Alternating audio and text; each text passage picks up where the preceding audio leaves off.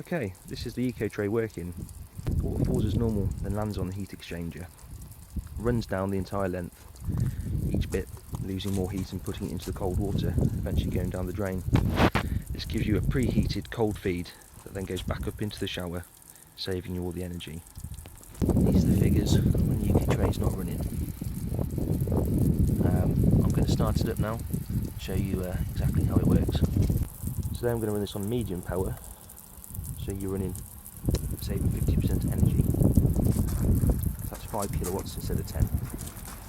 Channel 1 is the shower, rising it nicely. Channel 2 is the heat exchanger, and channel 3 is the cold feed coming in.